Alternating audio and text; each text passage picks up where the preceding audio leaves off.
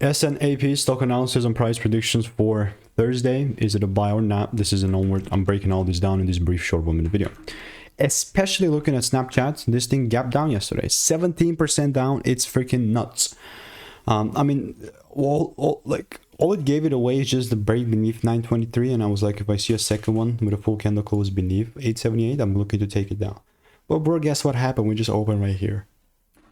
Basically nothing I could have done there. Now, if you just follow ranges on what we exactly have now, this is where it's coming from. So the likelihood that we just jot down and just grab all this liquidity is freaking high, and that's exactly how I'm looking to take advantage of Snapchat. Even go as low as taking these lows out at like 483. So first is going to be the 707 lows, I believe, and I'm not just going to assume stuff, you know, because this is not something that I'll be trading. My bearish bias, only for now, again, I'm not saying forever, but for now is bearish. So I would much rather stay following out the tickers rather than trying to force trades here. So if you want to stay tuned and get free money making emails and insights plus stock picks, click the first link in the description. It's free.